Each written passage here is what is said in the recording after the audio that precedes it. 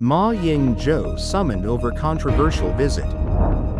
Market turmoil. Taiwan stocks plunge. Military probes soldiers China is. Mark Carney to become Canada's next prime minister. Israel cuts off electricity supply to Gaza. Rodrigo Duterte willing to accept arrest warrant from ICC.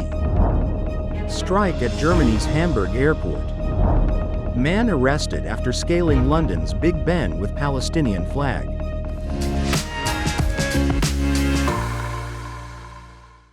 Hello everyone, I'm Oceana. Thank you for joining us on Funday News. It is Tuesday, March 11th, World Plumbing Day, and here are our top stories. In local news, Taiwan's immigration authorities questioned Ma Ying-jeou after Chinese students at his event called Taiwan's baseball team China Taipei and mentioned the motherland. The Mainland Affairs Council is considering banning his foundation from inviting Chinese students in the future.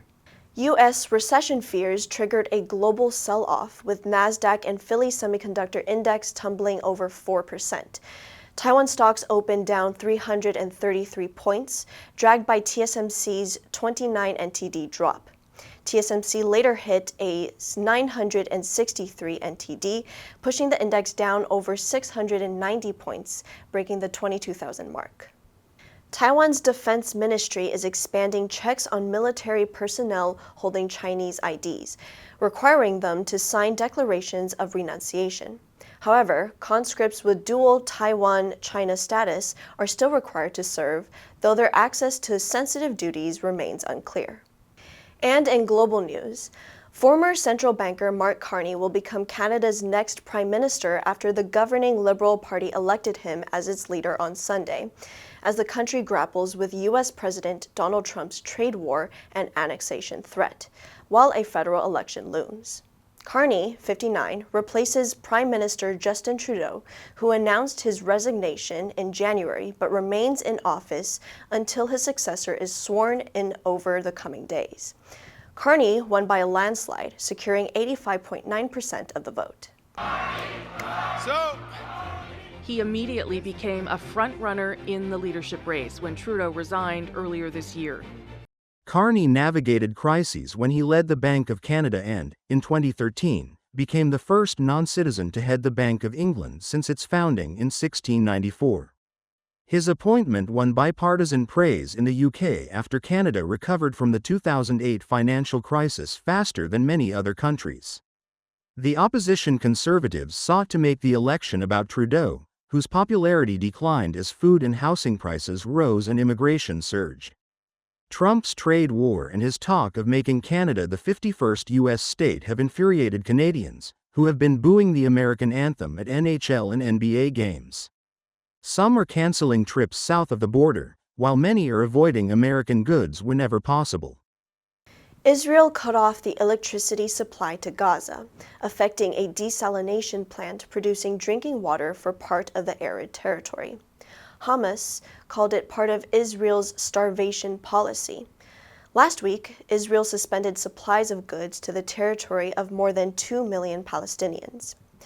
Israel is pressing the militant group to accept an extension of the first phase of their ceasefire. That phase ended last weekend. Israel wants Hamas to release half of the remaining hostages in return for a promise to negotiate a lasting truce. Hamas, instead, wants to start negotiations on the ceasefire's more difficult second phase, which would involve the release of the remaining hostages from Gaza, the withdrawal of Israeli forces, and a lasting peace. Hamas is believed to be holding 24 living hostages and the bodies of 35 others. The militant group, which has warned that discontinuing supplies would affect the hostages, said Sunday that it had concluded the latest round of ceasefire talks with Egyptian mediators without changing its position. Israel has stated that it will send a delegation to Qatar on Monday in an effort to advance the negotiations.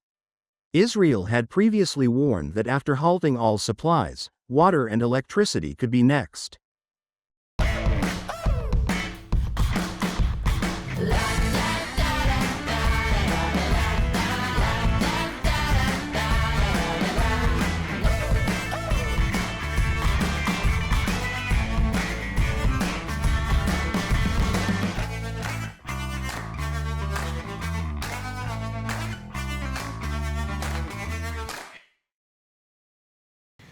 Former Philippines President Rodrigo Duterte said in Hong Kong that he was ready for a possible arrest amid reports that the International Criminal Court was poised to issue a warrant over his years-long war on drugs, which killed thousands. The war on drugs was a signature campaign policy that swept Duterte to power in 2016 as a maverick, crime-busting mayor who delivered on promises made during vitriolic speeches to kill thousands of narcotic dealers.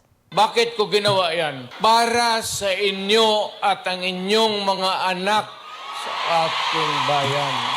It was not immediately clear how long Duterte would stay in China-ruled Hong Kong, which is not a party to the ICC. Duterte was in the city to speak at a campaign rally attended by thousands of Filipino workers, hoping to boost support for his senatorial candidates in the upcoming Philippine midterm elections. Duterte told the rally, assuming it's the warrant true, why did I do it? For myself? For my family? For you and your children, and for our nation. Speaking to the cheering crowds at Hong Kong's downtown Southorn Stadium, he added, if this is truly my fate in life, it's okay. I will accept it. They can arrest me, imprison me. What is my sin? I did everything in my time for peace and a peaceful life for the Filipino people. Flight cancellations at Hamburg airport due to a surprise strike by workers affected more than 40,000 passengers on Sunday, a day before a planned wider protest across Germany amid new contract negotiations. The airport said only 10 of more than 280 scheduled flights operated as planned early Sunday. Many service desks sat empty as would-be passengers lined up for information about cancellations. The surprise walkout was organized by the Verdi union. It reportedly took place with only about half an hour's notice, occurred before a broader series of pre-announced strikes across 13 airports in Germany on Monday. The union, whose members work in areas including passenger services and cargo and goods screening, called for Sunday's strike by security control staff to pressure company representatives amid collective bargaining talks. For months, VERD has been negotiating a new agreement aimed at improving occupational health and safety, providing more vacation days, increasing the annual bonus to 50%, and granting employees the freedom to choose a doctor for their regular mandatory medical exams, among other benefits. A man holding a Palestinian flag who scaled the UK Parliament's historic Big Ben Tower, home to one of the world's most famous clocks, has been arrested. The barefoot man, dressed entirely in black, clung precariously to the side of the tower for several hours as the fire brigade attempted to communicate with him. Police said crowds gathered in Parliament Square below to watch the scene unfold, while Westminster Bridge was closed in both directions due to the incident. London's Metropolitan Police, which was first alerted to the climber around 7:30 local time on Saturday, said in a statement on Sunday that the man had been arrested after the protracted incident. All roads have been reopened. Elsewhere, pro-Palestinian protesters vandalized one of U.S. President Donald Trump's golf courses on the west coast of Scotland, saying the action was a direct response to his plan to take over the Gaza Strip. According to Palestine Action, the words, "Gaza is not for sale," were painted on the lawn of the Trump-owned Turnberry Golf Resort, while other parts of the world-famous course, including holes used in Open Championships, were dug up. The answer for yesterday was C, specimen. Scientists examined the endangered consignment specimen to determine its origin and species classification. Did you answer correctly? Now let's delve into today's news. Mark Carney to become Canada's next Prime Minister. Number 1. Grapple. 挣扎,搏斗. The company is grappling with financial difficulties. Number 2. Win by a landslide. 以压倒性优势获胜.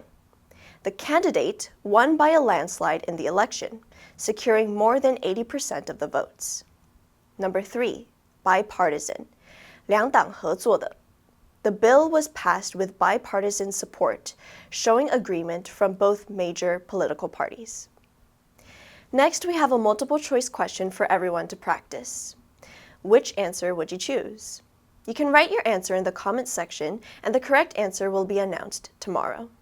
World Plumbing Day is an international event initiated by the World Plumbing Council. held on March 11th each year to recognize the important role plumbing plays in societal health and amenity. The WPC, through its member countries and its partnerships with bodies like the World Health Organization, works all year round to promote the benefits of safe plumbing. And that's all for today's Funday News. Be sure to tune into Funday News from Monday to Friday and click the link below to join Funday for free. I'm your host, Oceana. I'll see you next time.